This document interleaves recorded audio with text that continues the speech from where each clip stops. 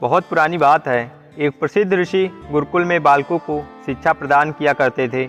उनके गुरुकुल में अनेक राज्यों के राजकुमारों के साथ साथ साधारण परिवारों के बालक भी शिक्षा प्राप्त कर रहे थे। वर्षों से शिक्षा प्राप्त कर रहे शिष्यों की शिक्षा प्रौढ़ हो रही थी और सभी शिष्य बड़े ही उत्साह से अपने अपने घर लौटने की तैयारी में लगे थे। जाने से पहले ऋषिवर ने सभी शिष्यों को अपने पास बुलाया। सभी शिष्य उनके समक्ष आकर एकत्रित हो गए। ऋषिवर सभी शिष्यों को संबोधित करते हुए बोले, प्रिय शिष्यों, आज आप सबका इस गुरुकुल में अंतिम दिन है। मेरी इच्छा है कि यहाँ से प्रस्थान करने से पहले आप सब एक दौड़ में सम्मिलित हों। यह एक बाधा दौड़ है जिसमें आपको विभिन्न प्रकार की बाधाओं का सामना करना होगा। आपको कहीं कूदना होगा तो कहीं पानी में दौड़ना होगा। सारी बाधाओं को पार करने के बाद आपको एक अंधेरी सुरंग मिलेगी जो आपकी अंतिम बाधा होगी। उस सुरंग को पार करने के बाद ही आपकी दौड़ पूर्ण होगी। गुरुकुल के सभी शिष्य उस दौड़ में सम्मिलित हो गए। दौड़ प्रारंभ हुई और सभी तेजी से भागने लगे। समस्त बाधाओं को पार करने के उपरांत वे अंत में उस सुरंग में पहुँचे। सुरंग में बहुत अंधेरा था। जब शिष्यों ने सुरंग में भागना प्रारंभ किया तो उसमें जगह जगह नुकीले पत्थर पड़े हुए थे। वे पत्थर उनके पाँव में चुभने लगे और उन्हें असहनीय पीड़ा होने लगी।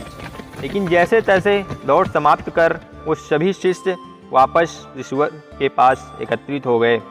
ऋषिवर ने उनसे प्रश्न किया कि आप सब में से कुछ लोगों ने दौड़ पूरी करने में अधिक समय लिया और कुछ ने कम, भला ऐसा क्यों हुआ? तभी एक शिष्य बोला, गुरुवर, हम सभी साथ साथ ही दौड़ रहे थे, लेकिन सुरंग में पहुंचने के बाद स्थिति बदल गई। कुछ लोग दूसरों को धक्का देकर आगे निकलने में लगे हुए थे तो कुछ लोग संभल कर आगे बढ़ रहे थे। कुछ तो ऐसे भी थे जो मार्ग में पड़े पत्थरों को उठाकर अपनी जेब में रख रहे थे ताकि बाद में आने वालों को कोई पीड़ा न सहनी पड़े।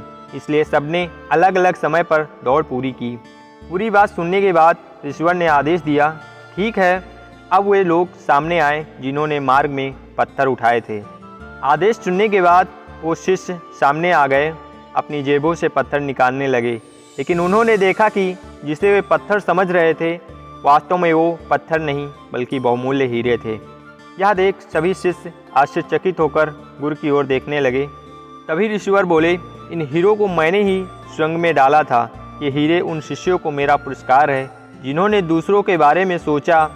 ऋषिवर समझाते हुए बोले, शिष्यों, यह दौड़ जीवन की भागम भाग को दर्शाती है जहाँ हर कोई कुछ न कुछ पाने के लिए भाग रहा है, लेकिन अंत में समृद्ध वही होता है जो इस भागम भाग में भी दूसरों के बारे में सोचता है और उनका भला करता है।